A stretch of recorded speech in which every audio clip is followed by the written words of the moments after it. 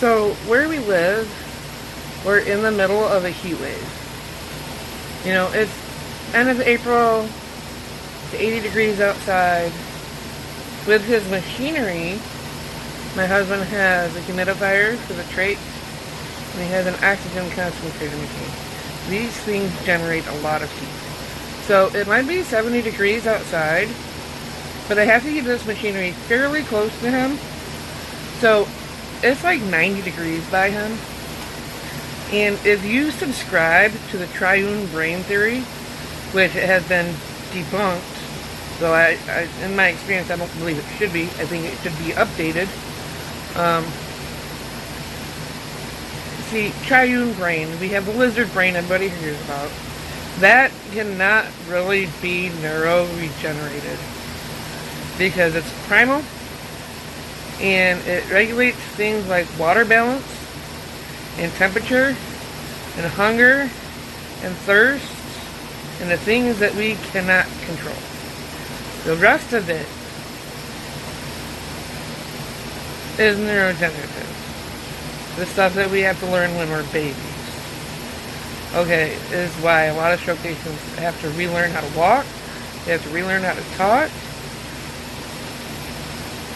My husband's temperature yesterday, it was 84 in here by him. It was 99. Because he's a lizard about that. He can cool sometimes when he needs to. But not every fever means he's sick. Sometimes the brain just freaks out because he's stressed and says, well, I'm stressed, so it must be an infection, so let me raise the temperature and make sure I can fix it.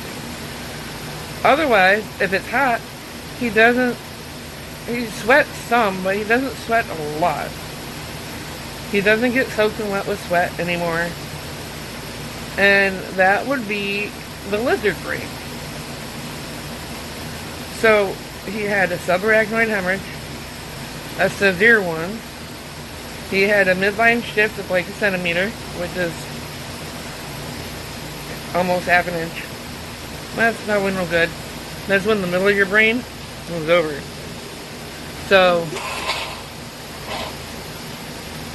he's a little dry because even though it's hot, humidity's up and down. I don't know. But that's the thing. So today, we're putting in the air conditioner. I'm not going to video that. But I thought this was important information. If you had a loved one who's had some severe damage and they're still with you, the weather is getting warmer. The hypothalamus, his thalamus was damaged. One area all around it. The hypothalamus is right under it. And the pituitary is right under that. So, if they start throwing fevers, cool them down. He had a nurse here the other day and she took his temperature and it was up a little bit. And I cooled him down and then he was fine. Because he's having a hard time just regulating his body temperature at this point. I've got fans on him, I put ice packs on him. But the air conditioner will do a lot better. And yeah, it needs to be near him. So it can cool him down and counteract the machines that I can't move that far away. The humidifier has a blue corrugated tubing. And the longer that tubing gets, the less humidification he gets. So that's at the foot of his bed. So I just wanted to put that out there. That not all fevers are illness. Especially after a stroke. A deep, deep stroke. His brain stem is fine. He can function, his brain is working. He's cognitive.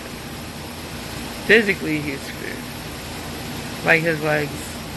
He doesn't want to move them. He has contractures. So, that is about all I've got to say about this. Just to keep in mind that the weather's getting warmer. So, not all... It's raining, but it's sunny. Go figure. But anyway, it is something to keep in mind that not all fevers are illness. It's just his brain is trying to overcompensate for the only thing it can assume is wrong. Because his body's under stress because it's hot. Or because lizards don't regulate their body temperature. That's why you gotta bring them inside when it's cold out. Because they can't regulate their body temperature. If he gets cold, it's cold. I gotta cover him up and then he'll warm up. So that is what is broken. Thank you for watching. I'll talk at you later. If you have any questions, feel free to comment. We've been dealing with this for over a year.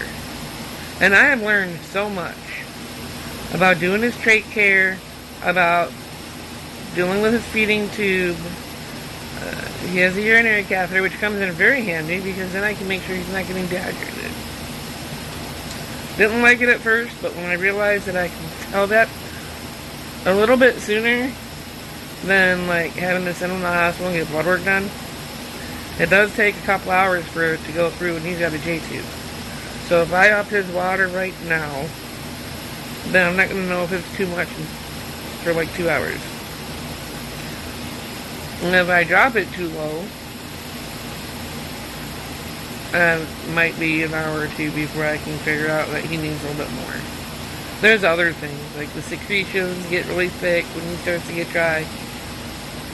And then I gotta figure out if he needs more water in his body or more water through that blue tubing. And with the hot temperature, that's a very kind of important thing to know too.